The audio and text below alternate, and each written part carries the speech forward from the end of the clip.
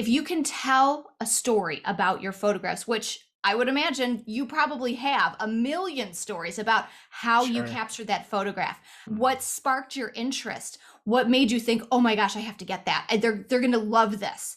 Knowing how to tell that story and to be able to share that is going to help people to connect more easily with you. Start with this, start building up a following, and be strategic about it.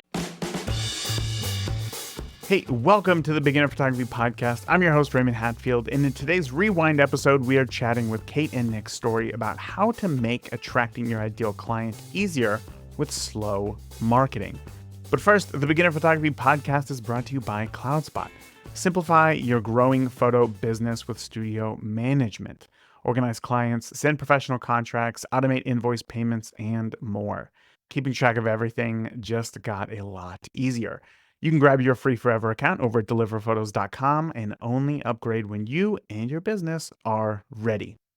When I knew that I wanted to go full-time as a wedding photographer, I spent honestly so much money to start booking brides as fast as I could.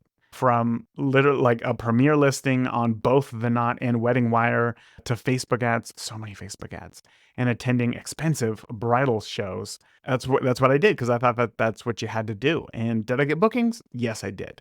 But it's not until I started implementing many of the things that today's guests, Nick and Kate's Story, are going to share with you that bookings not only became easier, but also much more cheaper, albeit slower. So in today's episode, you are going to learn what is slow marketing and how to balance it with fast but costly marketing, how to create client-centered services, the things that your clients actually want and need rather than just selling services to sell the service, and how to be strategic with social media, creating clear and compelling stories that your audience can connect to.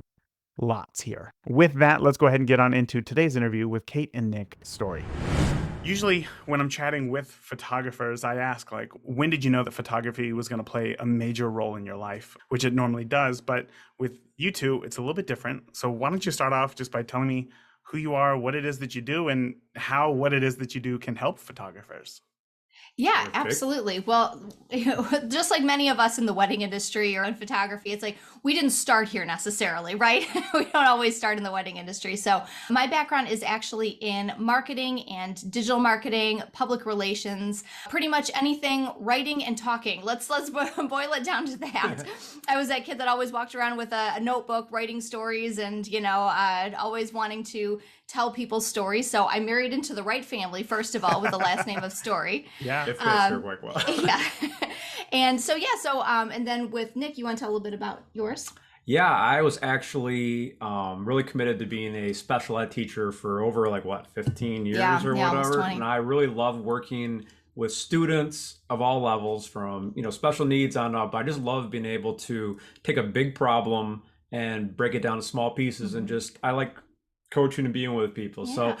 this world kind of came onto us. We've always been pointed towards it, but Mhm. this is where it's kind of come to a head and Yeah. everything. So And really, how we got started in the wedding industry Mhm. is we do have a different business that we started with and we still run. It's a wedding video alternative that we offer.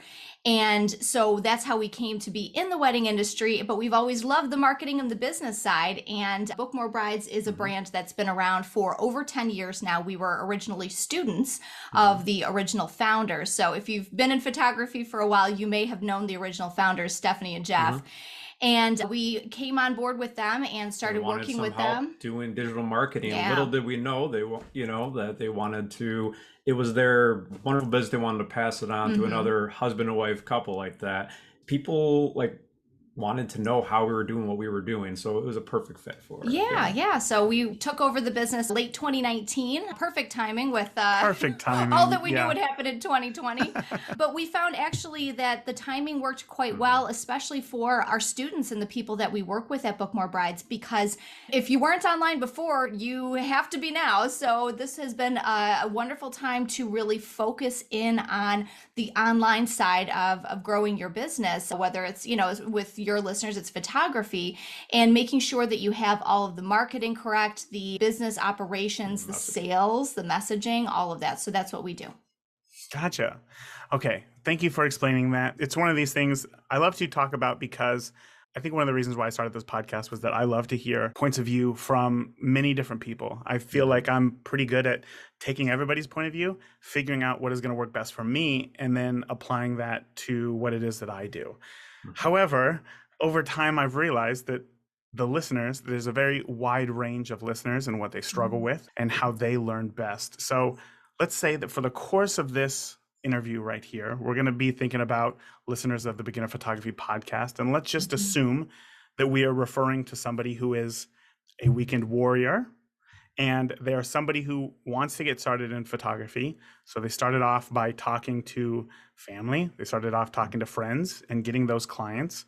But now that pool is kind of dried up, right? So now they need to start looking elsewhere. What are the roadblocks that they are facing right now to enable them to take their photography full time? It's funny because this is what we see day in and day out. We probably talked to people yesterday about this, but you may be great at what you do and you may, have beautiful pictures, but if no one else knows about it, then your friends and family, you can't share your gift with the world, because if you do a good job, these couples deserve to be shot by you and be able to have their memories captured on their wall like we do out there. But if they don't know about it, it doesn't really count. So we help a lot of people clarify. It's like trying to do what you do with pictures and putting it into words is just a difficult thing for most people. So helping them be found and helping them when they're found, like be clear on it is where most people struggle with, because there's 1,000 little things from chat widgets and all that stuff that really only support putting you forward online so that you can get in a real relationship with your couples, right? Yeah. So what are some of those struggles, struggles you're thinking? Yeah. A lot of times a metaphor that Nick uses a lot is being called the billboard in the woods. Basically, you have this wonderful photography, this beautiful work that you do, but your billboard, essentially to let people know about you, is hidden in the woods. So what we do is we help get that billboard out of the woods by the freeway. So there's a couple of different ways that we do that. And I would suggest, if you're just starting out, that you really start thinking about, first of all, knowing the difference between fast and slow means of bringing in traffic. So let me break that down a little bit. So slow means of traffic are what you might hear a lot of people telling you that, oh, you need to be blogging, you need to build up your SEO, all those kinds of things. Yes, absolutely, you need to be doing that. But that's a slow process of bringing in leads. It's going to take time to bring in people with those methods. So it's something that you do have to do, so that way it has time to catch up and kind of work behind the scenes while you're doing some of the other fast methods, which means where you're going outwards and you're letting people know more directly about you. So that could be paid ads, that could be going on social channels and strategically using hashtags and specific content that's going to speak to your ideal audience and helping them to understand why you're different, what you offer, how you're going to make their ultimate goal come to reality by hiring you. So that's understanding the difference of the different methods that you might take with marketing. Those slow versus the fast is, I think, a really good place to start, so you can figure out, okay, I need to start with this, start writing some blogs, make sure my website is up to speed, I've got some good SEO key terms, but not just doing that and calling it a day, because it's going to take forever to build up your business. But on the other hand, if you are only focused on the fast methods, if you're just throwing money at paid ads, if you are only doing social media posts and never creating an email follow-up series or anything like that, you're not going to, you're constantly looking for that next lead. You're hunting for it. So you need the two working together in order to have a business that continues to sustain and grow. That was like a business 201 class right there. That was a lot of advanced topics. And I'm sure that, I'm sure that some of the listeners right now are thinking, oh my gosh, email follow-ups, we got to have the website. There's a lot going on. Throw a lot out there as like a foundation, but we can dig into it even more. So yeah, this is... Go ahead. So like SEO in the slow way is that billboard you're putting by the woods. You want to let them see them, come into you, say, you know what, I want to call them. Where the fast way is just going where the people are at. And that's what marketing is, just going where they're at. Back in the day, it was sending postcards to people's houses in the yellow book. Well, we don't do that anymore, right? Now it happens to be Instagram, and in the future it'll be something else, but it's just going to where those lovely couples are at. and the ones that you really want to work with, because that Hmm. makes the difference. So do you think, haven't you found that in your that you want, there's certain couples that you identify with that like really love what you do? How do you find them? Like, Right. So I have a question for you, and that is, well, first, I guess I just want to break it down and make it clear. The Yes. roadblock that new photographers are facing is just simply that they're not getting in front of people. Is Hmm. that right? Yeah. And so if you want, I can take this even further down. So first, I maybe what I'm doing here is what we often teach about with our students Mhm. called the curse of knowledge. Ah, Basically, you know too much about your craft. You know too much about what you do. And you need to keep bringing it down to more understandable terms because you're great at what you do, but your clients don't understand how you're different than the hundreds of other photographers that they see online or may have had recommended to them or that they may know through friends of friends. So we have to make sure that we are putting a clear identity Mhm. for ourselves in front of our clients and making sure that we're getting to the heart of what it is that they truly want. And I can give Yep. you an example with this. We have two photography students in particular that I often give the example of in our programs.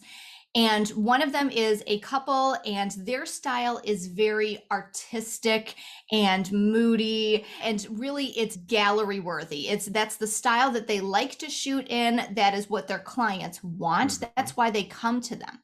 However, we also have a student, she likes to do more of the light and airy, the very bright, natural light, some light posing and things like that.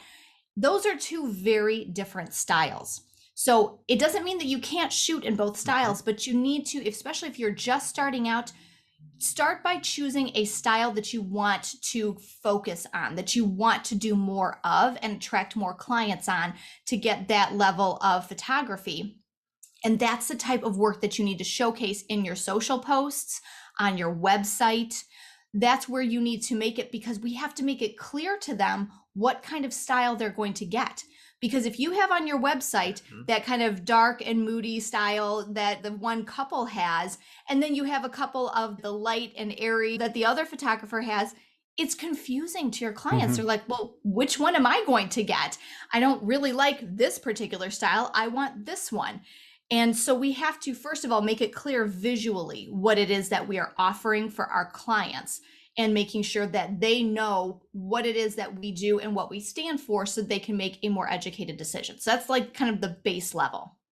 That was perfect. I think that a lot of people here are, I Mhm. hope that they picked up on the fact that you said, you know what, you need to have a style truly before you should be getting into the business and really trying to sell it. Because if you don't, how do you know what it is that you're trying to sell? That is a huge thing that unfortunately a lot of new photographers kind of put the cart before the horse and get into the Yeah. business and then try to find the style afterwards, which is very unfortunate. But I do want to go back to something that you said there, which is ultimately we're just trying to sell to a couple, or yeah, in this case, a couple for their wedding. What was it that you said? At the core, you want to get at the heart of what it is that they want, right? I was We're hoping not you'd ask. selling our service. We're trying to give them what it is that they want and show them how we can fit Mhm. into that.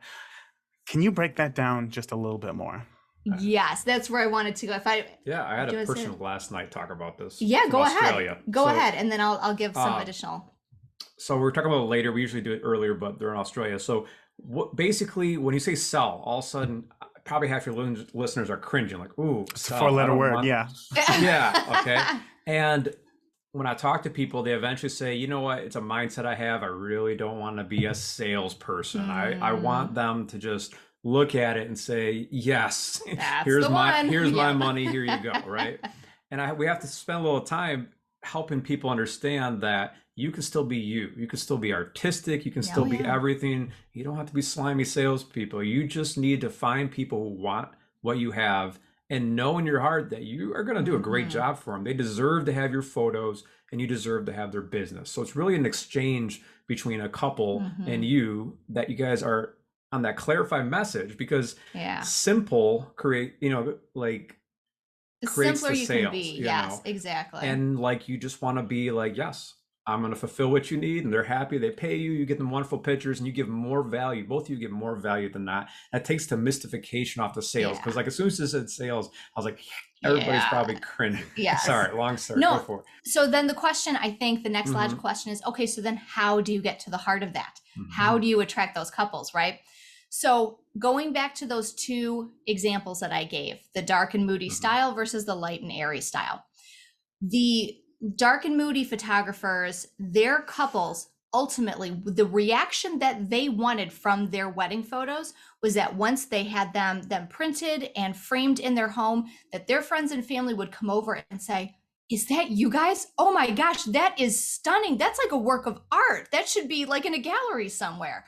That is the reaction that their couples want. So that's what they display on their website. That's what they put on their social channels. That's the type, and they speak to that type of language that attracts that certain that style, people who like that certain style. Whereas the other photographer with that light and airy style, what her couples truly want is that when they have their pictures printed out, put in their homes, or anyone sees their pictures afterwards, that people will say, "Oh my gosh, these are like the best pictures I've ever seen of you. Look at how beautifully you're, like, you just look so gorgeous. It just brought out this natural beauty." And wanting to basically, they want a record of how they looked. It's like the best you're ever going to look in your life, right? Is on your wedding day. Yes. And they want that.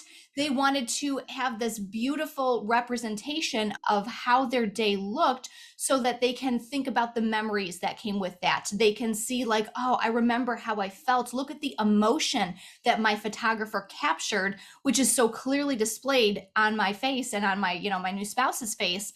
That's how you figure out the heart. What is it that our couples want beyond just beautiful photographs or a record of the day? Like I said, it's that reaction that they're looking for at the end of the day from your photographs. That's what we have to understand. Okay, so I think that a lot of listeners right now can kind of picture in their minds what they want their couples or their families or whatever it is to say about their work. But if we're just getting started, how do we get those answers? How do we know for sure that what a couple would say about working with us or how our photos make them feel? Yeah, absolutely. Well, I think that this would be a good time to interview some people that would be your ideal couples, whether you're working with them now or not. Because likely you went into photography because you probably photographed someone that you really cared about. And you're like, "Wow, I really like these people. I really like doing this. Maybe I should do this as a job." Maybe I should, and so think about, who are those couples that you love to work with? Who are those clients that make you excited to want to go photograph? And you're like, "If I could just have 30 more of those clients, if I could just have 30 more of those, boy, I would be so set. I could just make this my full-time career." If you're the weekend warrior, I can start putting money away and start slowly replacing my income so I can make this my full-time job, if that's your goal.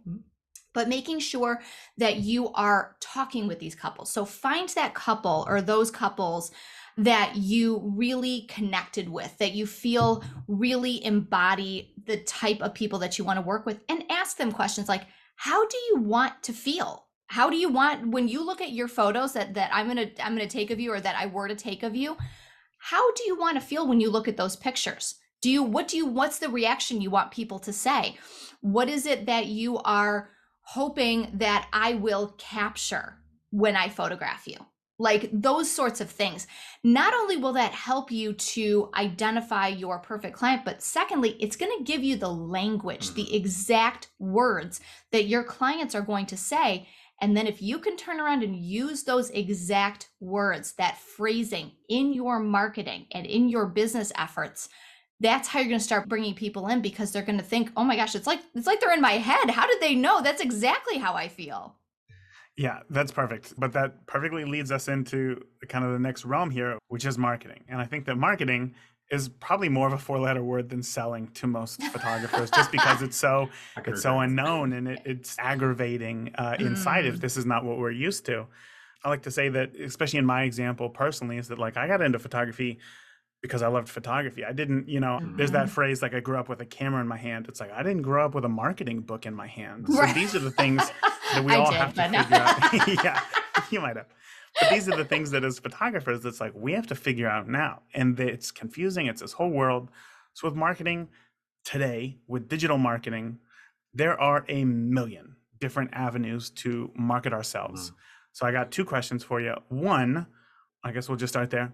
What are the most popular avenues for marketing? What are the most popular marketing avenues that are working today? Well, It's a big topic, yeah. Yeah, do you want me to? Okay, so it's going back to that. Yeah, you know what? Go ahead, start with the framework. When you start there. thinking There that you go. marketing, oh, this is bad, okay? Like with photography, you're capturing, okay? Marketing is just messaging. It's just you're capturing it and you're just kind of relaying it back to people. It's your marketing's a gallery. It's something that like you put your best foot forward so other people can say, yep, that's it. That's for me. But how do you do that's the question. Where do you do that? Trust me, there's 1,000 avenues out there. Yeah. And it's kind of like workouts. A lot of them will work. If you just do it the whole way, you lift the weights, you'll get stronger. But there are some that are quicker than others. So And that's some usually that what work people want to better know. for you than others. So going back to, we touched on a little earlier about ads, about paid ads, okay? Some photographers will have some great success with this. Others won't. They'll spend hundreds, thousands of dollars trying to run ads and not get the desired results. And this is why, first of all, it's really helpful to speak with someone who understands digital marketing so that way they can give you some feedback, because the question then becomes, if it doesn't get you the desired result, you have to examine why. Why didn't it work? And we find that a lot of times it has to do either, sometimes it's the ad itself, just the way that it's phrased, perhaps the direction in which it is sent. What is the next logical step that you're trying to get people to take after that ad? Maybe that wasn't clear or phrased correctly. But it could also be that once they get through the ad and they land on your website, it could be that they didn't really like what they saw, and and that could be because of the design of your website. It could be because you have confusing images, like we talked about earlier, the two different styles. Your messaging could be more on the artistic side rather than clear, trying to be clever or esoteric rather than trying to make it clear what it is that you offer them and how it's going to benefit them. So that's the first area, is just examining why those methods wouldn't work. But one of the easiest ways to get out there right now is social media. That it still remains a very easy way. It's free unless you decide to run some ads, but it's a great way to get started. But you have to, again, be strategic about it. Just throwing up pictures onto your Instagram account and choosing some random hashtags and having a caption that says like fall vibes or something like that, it's not going to get you clients. So there's some ways that you have to be very, very, again, very clear about what it is that you are offering them and what their experience is going to be like when they hire you. Are they going to get what it is that they ultimately want? So knowing that and being able to clearly demonstrate that is going to help make sure that you're picking the right pictures that you're putting on there, that you've got that right style demonstrated, that you are showing in those pictures the experience that they're looking to get. So again, if your style is where you're more, let's say that fly on the wall, you're just kind of observing, you're allowing the day to unfold, and you're just capturing those hidden moments and everything. That's the type of photographs that you want to show, and then talk about the story behind it.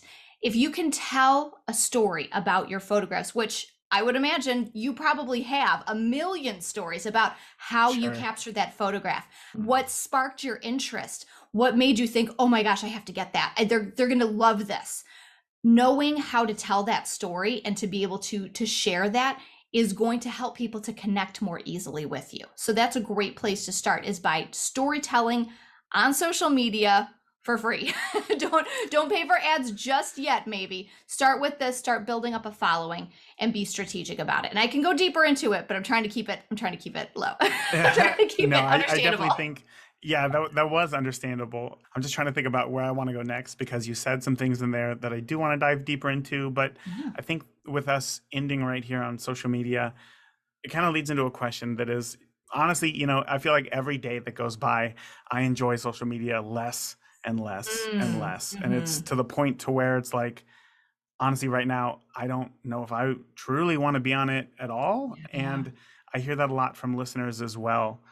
So how can we, as business owners in a social media forward world, how can we deal with that? You're not necessarily photographers, but you see people online and they're doing Facebook Lives and they're doing, you know, the reels and they're doing the stories. They're masters of Instagram with the hashtags and the stories and all of this. And it's like, that's great for them. But I guess, how do we know what is right for us? How do we know how much social media is enough to be able to get the results that we're looking for? Yeah. That's a very big question there. Does No, that make no, sense? I understand. It's true. Like, is it working or not is one of the first questions you have to ask yourself, because busy doesn't mean necessarily that it's working. Successful. Now, that could be you're not working it right, which is the whole included, but we do need to get in front of those couples. And if they're not here, then they must be there. But people have that question and they want to find you somehow. So that's kind of part of the question is like, well, where do I need to go next? And what's right for you? Because if you don't like, I don't want to do reels and stuff like that. She does them. She's great at it. It's her thing. You know what? She's very successful with it. But like, if it's not you, you got to do you, but you also might have to try a little wrong.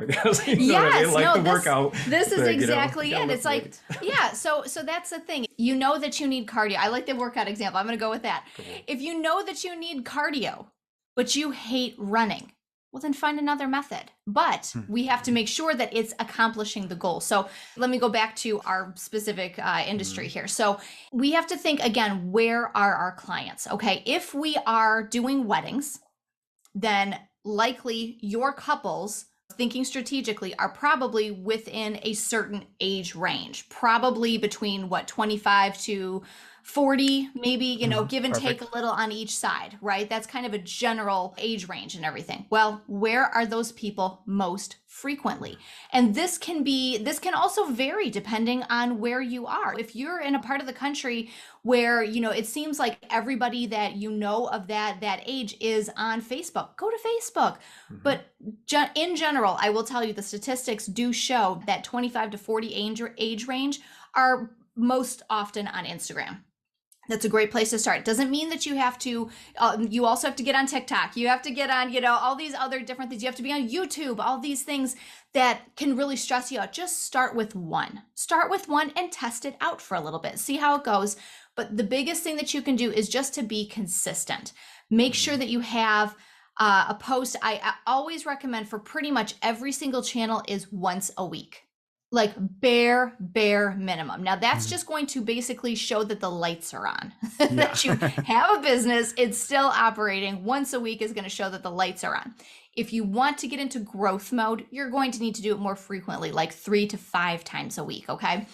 And as much as we don't like, especially if you're someone who just, like you said, you're enjoying social media less and less. I get it. I get in those times like that too, because it can seem very overwhelming. Sometimes it's hard to not encounter a lot of negativity on those channels. But if you kind of keep your eyes focused on your ultimate goal, which is to get in front of these couples that you want to work with and showing them, hey, you've got a problem. Well, I've got a solution for you. Let's come have a conversation and let me help you out with that. That's ultimately what we're trying to do with our social media presence. So if we can just focus on that we are on there for the sole purpose of providing our clients with those beautiful photographs and that hidden desire that we talked about earlier, we can just stay focused on that. That's going to help you stay consistent, and it's going to help you want to be on there a little bit more because you know that you're going to be doing what you love more often. I feel like every answer that I get from you, I have 9 more questions that pop up, but still trying to, like, this is fantastic. I can tell how knowledgeable you are. I just need to try to keep this in order here. You had said one of the most important things was figure out where your clients could be. And in this case, let's just take the Instagram example. And then you said, get on there, test it out. What does testing it out look like? Because I know plenty of people will put up the one post, put up a second post, put up a third post and say, I didn't book 15 weddings. Like, like this is not working, you know? Is there an easier way that we should test it out? It's the same thing with everything. If you write one blog post, you're not going to get a flood of weddings. If you do one Facebook ad, which you probably don't know how to do, right? It's probably not going to come, but it does work. Ads work. Blogging works. And you have to test things. So does social media. You got to test things to make sure it works. Because what I was going to say is you just need enough sales to get you through now till later. So when we're working with people in phase 3 of our business roadmap, who are like multi-ops or who are doing things, they've moved into, now they've got SEO going. All kinds of people are coming each month to look at their websites. They've got all kinds of blogs about things. Yeah. And they're less worried about having to run out there for the sale and catch them on Instagram. They do it, and they have help doing it, but like they've got to the other side. It just takes a little while. And they had to start somewhere. They had to start somewhere. They had to start somewhere. So for the testing question, I know your listeners probably are not going to love to hear this, and I'm very, very sorry, but this is how we have to test it. You have to give it, I would say, minimum 3 months, because we have to have a consistent enough presence over enough time. And we have to say, so this is why it's important to understand your ideal client, what it is, what is that hidden desire, that heart, and just keep sharing that message in different ways through your photographs, by being strategic, making sure, and like I said, I'm trying to not get too deep into it, but making sure you're being strategic about your hashtag usage, making sure that your bio on Instagram is set up in a way that's going to make it easier for people to find you. There are just a couple of different ways that it's like, you just need to maybe do a little bit of education on that and to learn about how you can do this correctly. But then you have to stick with it for a little bit of time. And that 3-month window sounds challenging, but it can be done, especially if you plan it out. Take like an afternoon, a day where you don't have, or an evening. Maybe if you're a weekend warrior, sit down on like a Wednesday night where, you're not necessarily talking with clients or anything like that, and just sit down and write out and plan out those posts that you're going to do. And the way that you can plan them out is by, again, think about what is it that your clients are really looking to accomplish? What are the questions that they have when they're looking to hire a photographer? What are the concerns that they might have about choosing the right one? How do they know if they're going to get the right one? These are some of the things when you start thinking about what your answers would be to that, so that way it's speaking to that hidden desire and you're focusing on what it is that they're trying to get out of it. It's going to make it a little easier to come up with that content and make sure that you know that you are sharing content that's going to connect with them.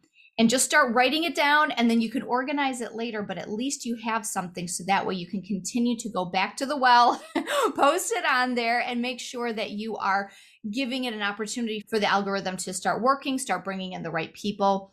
And like I said, that could be a whole episode on its own, is how to use Instagram to bring people in. But I'm trying to stick to the basics of it. That's going to be like a 10-part episode, and it's going to have to change next month because everything on Instagram changes as well.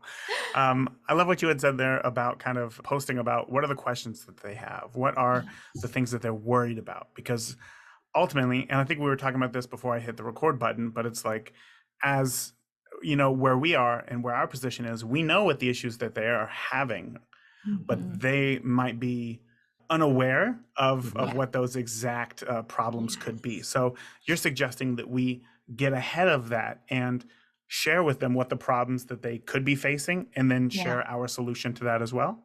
Yeah.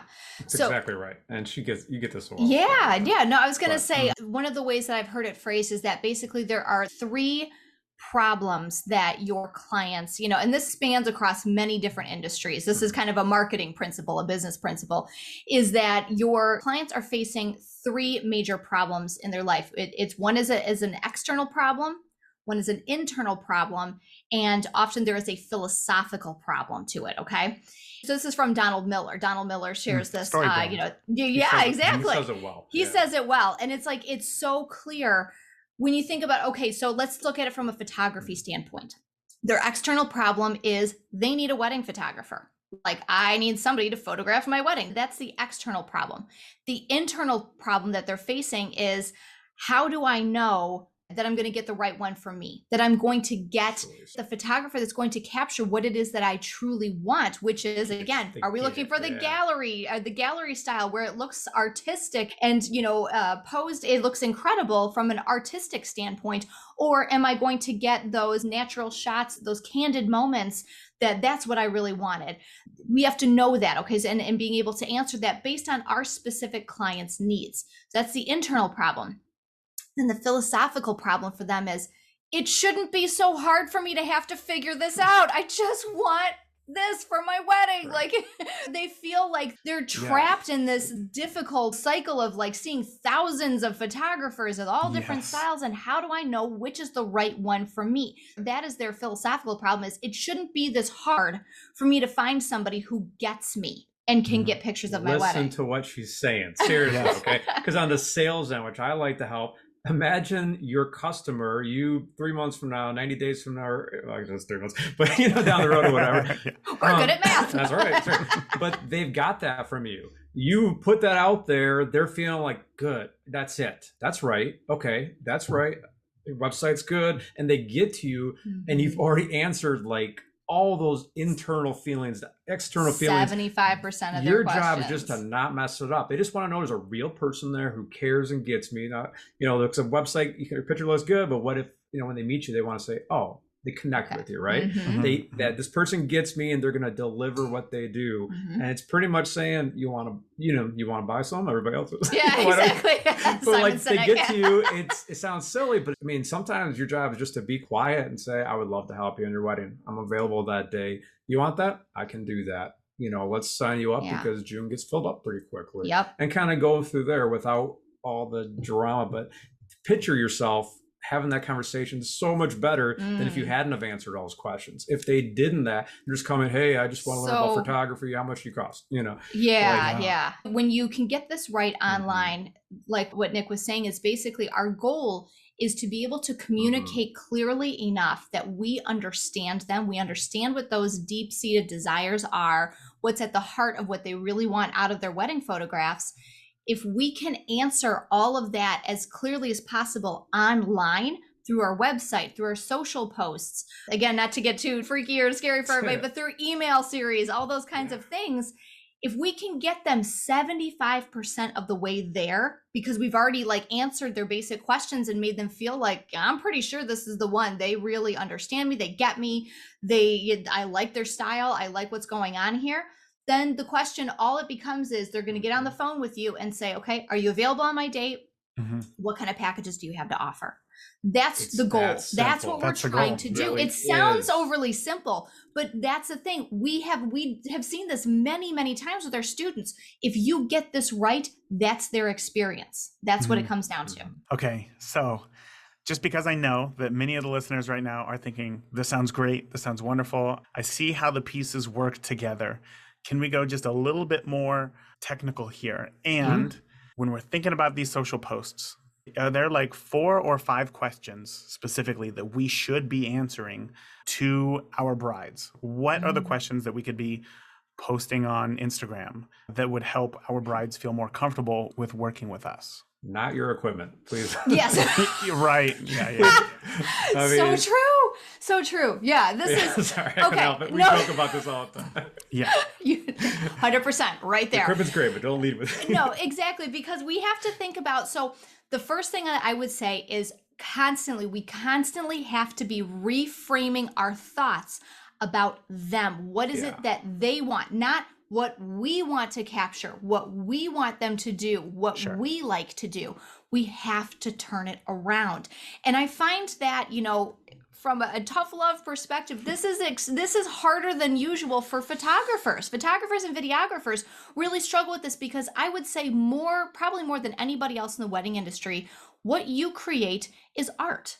You guys are artists. You are people who stands alone. You take great pride in, because your work ultimately ends up becoming an expression of your creativity, of your imagination, your thought process, your talent. And so I think that colors a lot in your photography business, for everything from the sales, feeling uncomfortable about wanting to sell things and feeling uncomfortable about marketing, because it feels like you are cheapening your art, right? You are cheapening your talent. And is cheapening even a word? I don't even know, but it is now. It is now. Yeah, it's official now. But it's just basically it feels uncomfortable to do that. And especially when you feel so passionate about the work that you do, it can feel very difficult to want to turn our brain over to saying, what is it that my couples want? Because it's like, no, this is what I do. This is what I'm good at. And people take it or leave it. We do hear that a lot from people in the wedding industry, but like I said, more often than not from photographers and videographers. But here's the thing. If we want more couples to enjoy our art, to have the benefit of having our talent for their wedding day, to capture their one wedding day, then we have to think like this. We have to make it from their perspective so that we can book more clients, so that we can help more people. Because if we stay focused on us and what we like to do and what we're good at, we're only going to be speaking to ourselves. Sure. Everyone wants to know what's in it for them. Yeah. But more than anything, especially when you are trying to do this as a business, we have to think it from their perspective. Let me ask you, Kate, because that is exactly right where they're at. So a few ways to get that across in their Instagram, because this is your thing or whatever. If people, like some of our students, they don't know what to do. We got a whole list of if you don't know what to blog about, try this, this, or this. Yep. If you don't know what to do this, try some of these things. So correct me if I'm wrong, this is your thing. I don't know where you lead with it, but maybe they want to know that about other people that work with you, right? And the stories of the day or like the stories you're talking about. But that can be hard. Tell me. Can be hard if you're just starting out. Where do they start off with answering those questions, Do you have any good examples off the top of your head? Or I'm not trying to put you on the spot. No, so basically thanks, Nick. You're doing my job. I appreciate it. Yeah. That's what I was going to say. I'll be right back. Yeah, that's right. So with this, that can be a challenge because you are right about that, is that people, they do want to see the stories of people you've worked with, but it is hard when you are just starting out. You might not have a whole lot of clients. Well, this is where you might need to participate in some styled shoots. Oh, yeah. You might need to maybe work with a couple of friends. And everybody wants your help in a styled shoot. Oh, for goodness sakes. Yeah, seriously. Planners, the venues, like if you don't have, if you don't, honey, actually, that's a huge tip.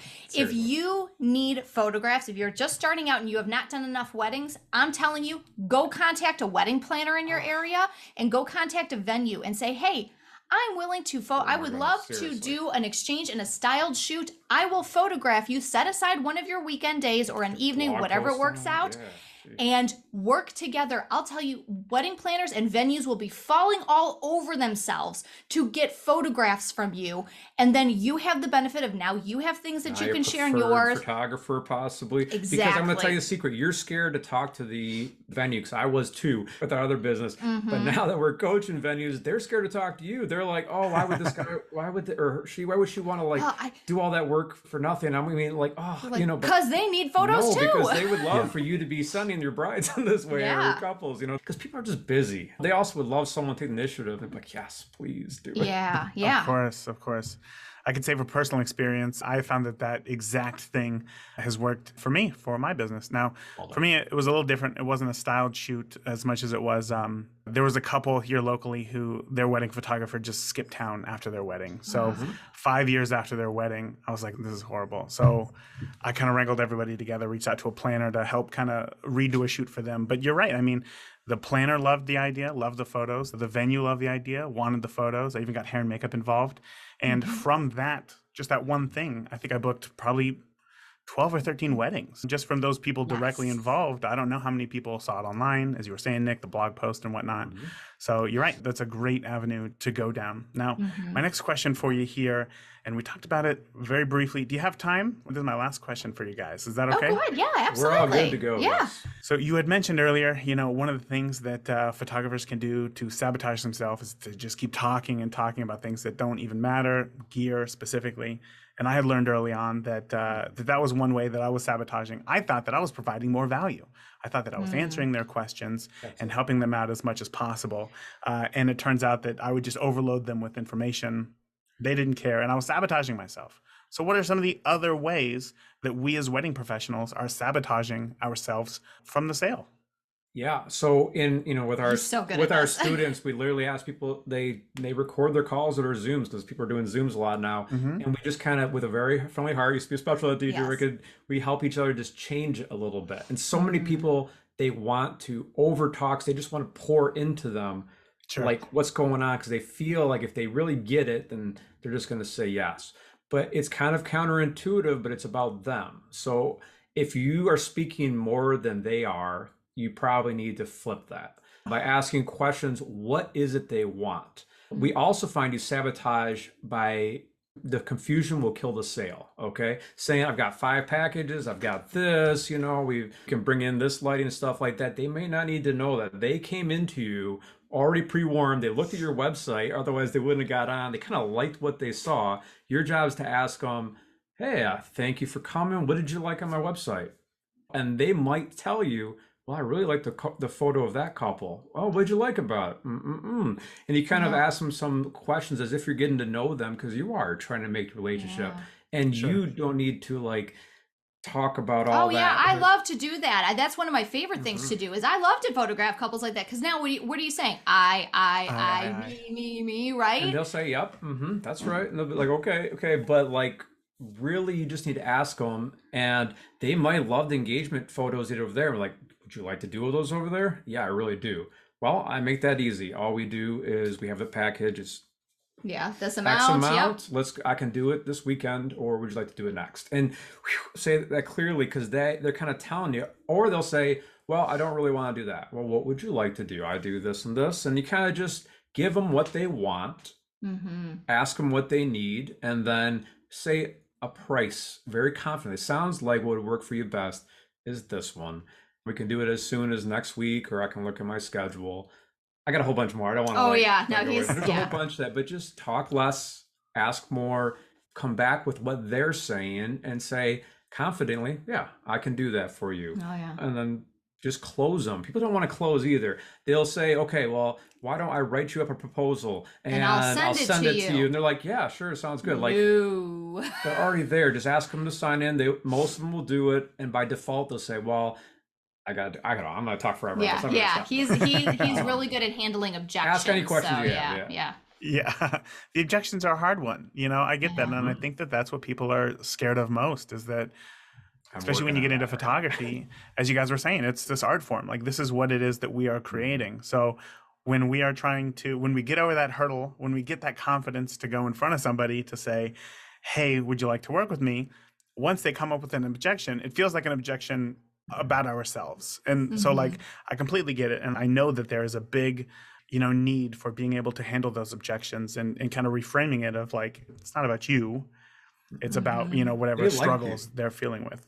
Right. They got to you. They came to your appointment. Like, good point. They didn't have to. They didn't have to call you. They didn't have, like, people are busy. If they're getting to you, you're pretty much, like I said, don't mess it up. Close, you're good. So it's not about you. They're confused about something. Usually it's something that you don't know about. They're like, well, I really wanted you for my later reception thing, or to go over here. And they don't know that you do that. Like, oh, that's no problem. I can do that. Or, I needed a second shooter. Well, no problem. I've got someone that comes with me that's just this. And, they just don't want to ask you the question. I don't want to coach everything. This is good. This is naturally who you are. This is where you do the whole thing on objections right now. Yeah, I'm literally, because everybody wants to know that. I'm trying to do a whole thing on it. We're gathering them all and just giving everybody the basic words to say. You still got to make it your own, for your own vibe, but like, because it's that simple, it's simpler than we think it is. Let's put it that way. It's simpler than we think it is.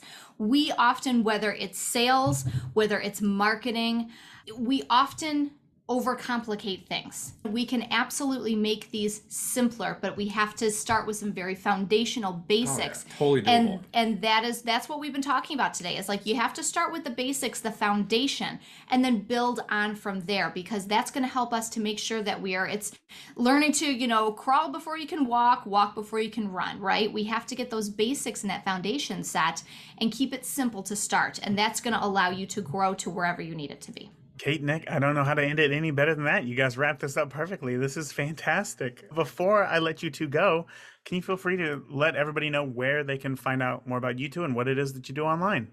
Yeah, absolutely. Well, everything that you might want to learn about marketing and sales for your wedding business is at bookmorebrides.com. You can always reach out to us anytime. hello@bookmorebrides.com. Come find us on Instagram. Same thing, bookmorebrides. We try to make it simple, easy. But definitely, we would love to be able to connect with anybody here, help you find the right path for where you need to go in your wedding business, whether what's next? what's next for you. Do you want to stay? Do you want this to stay as a side hobby? Great, we can help you with some ways to do that. But if you're looking to make this a full-time gig, we certainly have different programs, different service offerings that would make that easier for you. Yeah, if I can include, from the conversation, we had all these great points. If you're saying, what do I do next? You can reach out to us and we can help you. If you're saying, I don't know how to write that, I know what it is, but I just can't get it out. She knows how to pull it out of you. And all those good things. A lot of different options. Yeah, absolutely. Thank you for tuning into this week's episode of the Beginner Photography Podcast. If you enjoyed today's episode, please share it with a friend. Start a conversation. Grow together. That is it for this week. Remember, the more that you shoot today, the better of a photographer you will be tomorrow. Talk soon. Thank you for listening to the Beginner Photography Podcast. Keep shooting, and we'll see you next week.